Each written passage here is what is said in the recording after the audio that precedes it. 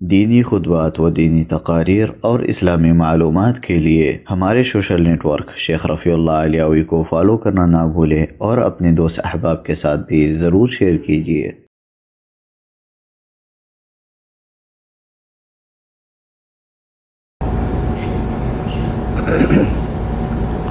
ان الحمد للہ نحمده ونستعینه ونستغفره ونعوذ باللہ من شرور انفسنا ومن سیئات اعمالنا من يهده الله فلا مضل له ومن يضلل فلا هادي له واشهد ان لا اله الا الله وحده لا شريك له واشهد ان محمدا عبده ورسوله اما بعد فان خير الحديث كتاب الله وخير الهدي هدي محمد صلى الله عليه وسلم وشر الأمور محدثاتها وكل محدثة بدعة وكل بدعة ضلالة وكل ضلالة في النار أعوذ بالله من الشيطان الرجيم بسم الله الرحمن الرحيم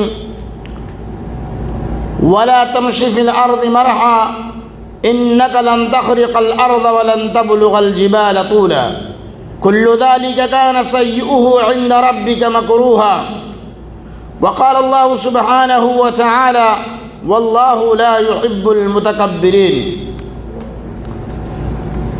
معزز سامعین کرام، حاضرین جمعہ، آج بتاریخ 22 ذوالقعدہ 1442 ہجری مطابق 2 جولائی سن 2021 عیسوی کے اس خطبہ جمعہ میں میرا عنوان ہے تکبر کا انجام۔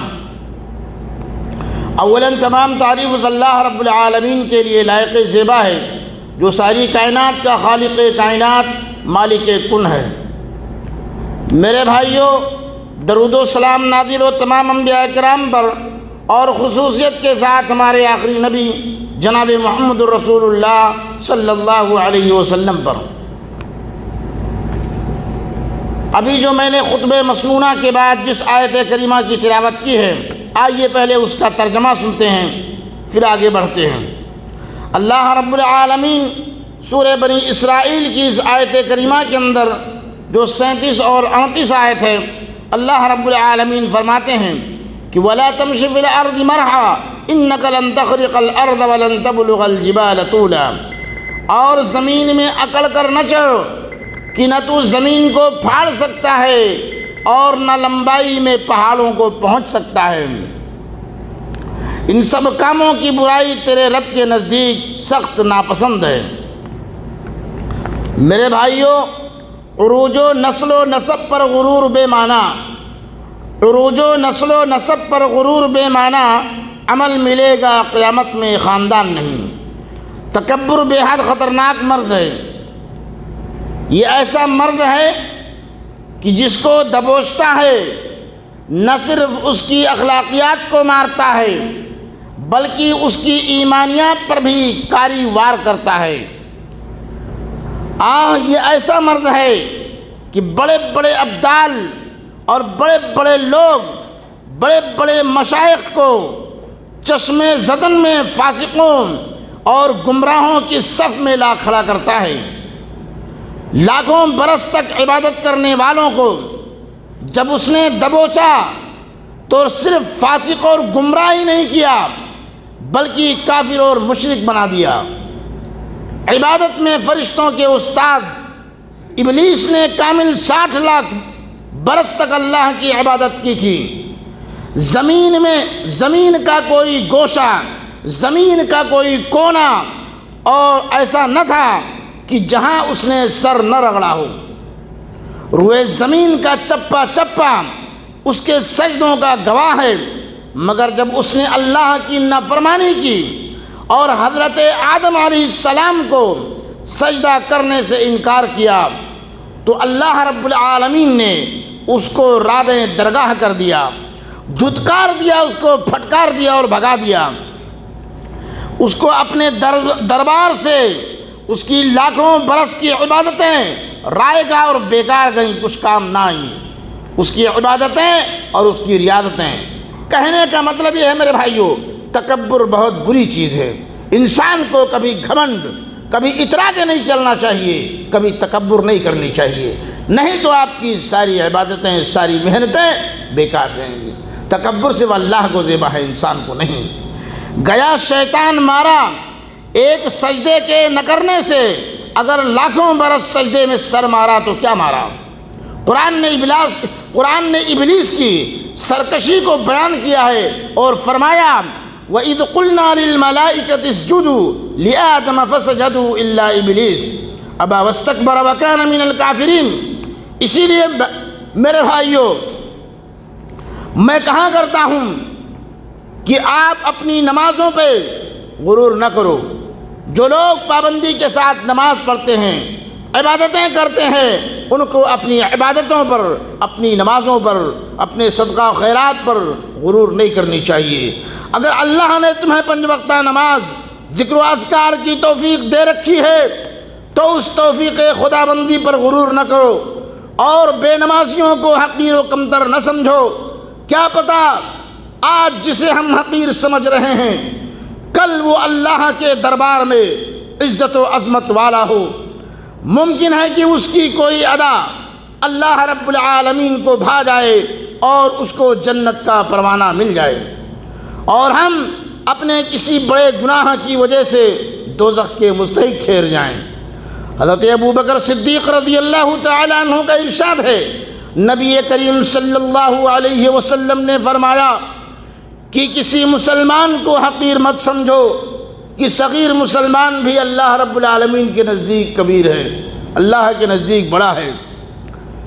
حدیث پاک میں ہے کہ آدمی جنت کے اعمال کرتے رہتا ہے، یہاں تک کہ جنت اور اس کے درمیان صرف ایک بالشت کا فاصلہ رہ جاتا ہے، آخر میں ایسا عمل کرتا ہے کہ دوزخ میں ڈال دیا جاتا ہے۔ یہ اس لیے میرے بھائیوں، یہ اس وجہ سے ہوتا ہے کہ تاکہ اس کے اعمال کے اندر اخلاص، اس کے اعمال میں اخلاص نہیں ہوتا ہے، اس کے عمل کے اندر خلوص و للہیت نہیں ہوتی ہے۔ میرے بھائیوں، کسی کے دل میں جب یہ خیال پیدا ہو کہ وہ کچھ ہے، چاہے وہ اپنے اس تکبرانہ خیال کا برملا اظہار کرے نہ کرے، خواہ وہ برسر محفل تکبرانہ ڈائلاگ بولے نہ بولے، خواہ وہ اوروں میں کبر و نخوت کی نمائش کرے نہ کرے، صرف کچھ ہونے کا دل میں خیال کا لپکنا ہی اس کی دنیاوی اور اخروی ہلاکت کے لیے کافی ہے۔ غزوہ حنین میں صحابہ کرام کو دیکھیے کہ ان کے دل میں بس صرف اتنا سا خیال آیا تھا کہ بت پرستوں کے مقابلے میں ان کی نفری زیادہ ہے، ان کے سفید شکن جنگجو زیادہ ہیں، وسائل و آلات حرب و ضرب وسیع ہیں، اس لیے جیت انہی کی ہوگی۔ صرف اتنا سا خیال صحابہ جیسے پاکیزہ نفوس کے دلوں میں آیا تھا، مگر صرف اتنے سے خیال پر اللہ تعالیٰ نے ان کی اتنی کڑی گرفت کی کہ اول مٹھی بھر مشرکوں کے ہاتھوں پٹوا دیا۔ آپ صلی اللہ علیہ وسلم کے اس ادنا سے اشارے پر جان لڑا دینے والے صحابہ کرام اتنے بدحواس ہوئے کہ اپنے پیارے نبی کو بھی نظر انداز کر دیا اور پیٹھ پھیر کر یوں بھاگے کہ نبی اکرم صلی اللہ علیہ وسلم کو تنے تنہا میدان میں دشمنوں کے سامنے چھوڑ دیا۔ صرف چند صحابہ میدان میں رہ گئے تھے، مگر اس کے فوراً بعد ہی صحابہ کرام کو اپنی غلطی کا احساس ہوا اور اللہ رب العالمین سے تائب ہوئے، تو اللہ تعالیٰ نے اپنے حبیب جناب محمد الرسول اللہ صلی اللہ علیہ وسلم کی لاج رکھ لی اور صحابہ کرام کو پھر سے میدان جنگ میں اکٹھا کر کے فتح عظیم سے ہمکنار کیا۔ میرے بھائیوں، غور کرنے کا مقام ہے کہ جب اللہ رب العزت ادنا سے غرور پہ اتنی کڑی سزا دے سکتا ہے تو ہم اور آپ کس کھیت کے مولی ہیں؟ ہمیں تو اور بھی اللہ رب العالمین کے قہر اور غضب سے ڈرنا چاہیے اور غرور و تکبر سے اجتناب کرنا چاہیے۔ اگر اللہ نے تمہیں مال دیا ہے تو اپنے مال پہ غرور نہ کرو۔ اگر اللہ نے قارون کو بھی بہت مال دیا تھا، اتنا مال دیا تھا کہ اس کے خزانوں کی کنجیاں 60 طاقتور آدمی مل کر اٹھایا کرتے تھے، مگر جب اس نے اللہ رب العالمین کی سرکشی کی اور اللہ کے بندوں کے سامنے اکڑا تو اللہ نے اس کو ایسی مار پلائی کہ دولت سمیت تہس نہس کر دیا گیا۔ صاحب اقتدار اور سلطنت ہو تو فرعون و نمرود اور شداد کے بھیانک انجام سے سبق لو، کثیر الاولاد ہو تو پھلدار درختوں سے سبق لو کہ ہوا کا معمولی سا جھونکا ذرا سی دیر میں سارے پھلوں کو زمین پہ بکھیر دیتا ہے۔ طاقتور ہو تو اپنی طاقت پر نہ اتراؤ۔ عاد و ثمود یہ دونوں بہت ہی طاقتور قومیں تھیں، اتنی طاقتور کہ ان کا کمزور سے کمزور آدمی بڑے بڑے چٹانوں کے بازوؤں میں اٹھا کر پھینک دیتا تھا، مگر جب انہوں نے اللہ کی سرکشی کی اور خدائے جبار و قہار کے سامنے اکڑے تو ہمیشہ کے لیے فنا کر دیے گئے۔ صاحب علم و فن ہو تو اپنے علم پہ غرور نہ کرو، اپنے فن پہ تکبر نہ کرو، اپنے علم پر اکڑ کر نہ چلو کہ اللہ نے مجھے بہت علم دیا ہے۔ اگر فن ہو، فندار ہو، مہندس ہو کہ انجینئر ہو کہ ڈاکٹر ہو، اپنے فن پہ تکبر نہ کرو، اپنے فن پہ غرور نہ کرو۔ ہم نے سینکڑوں بڑے بڑے ارباب و علم و فن کو معمولی عقل و دانش والوں کے سامنے ڈھیر ہوتے دیکھا ہے۔ جوان ہو تو اپنی جوانی پر گھمنڈ نہ کرو، کیونکہ ہم نے ایک سے ایک جوانوں کا جنازہ اٹھتے دیکھا ہے۔ آئیے میں آپ کو تاریخ کی سیر کراؤں۔ میری اپنی آنکھوں نے کتنے مالداروں کو نانے شبینہ کا محتاج دیکھا ہے، کتنے سجیلے جوانوں کی جوانیاں خاک میں ملتے دیکھی ہیں، کتنے بہادروں کو لوٹتے بکھرتے دیکھا ہے۔ اچھے اچھے لوگ، تکبر کرنے والے، اسی پریشانی کے عالم میں جو آسمانوں سے باتیں کرتے تھے، زمینی سطح پر آگے دوسروں کے آگے ہاتھ پھیلا دیے۔ اسی لیے میرے بھائیوں، ہمیں تکبر نہیں کرنا چاہیے۔ تکبر بہت بری بلا ہے، اور تکبر یہ صرف اللہ کو زیبا ہے جو ساری کائنات کا خالق ہے، ساری کائنات کا مالک ہے، ساری کائنات کا مربی ہے، پوری دنیا کو چلانے والا ہے۔ ہم ایک معمولی سی فیملی کو نہیں چلا سکتے ہیں، اللہ پوری دنیا کو چلاتا ہے۔ اس لیے انسان کو تکبر زیبا نہیں دیتا ہے۔ بارک اللہ لنا ولکم فی القرآن العظیم ونفعنی وإیاکم بما فیہ من الآیات والذکر الحکیم انہ تعالی جواد کریم ملک بر رؤوف الرحیم۔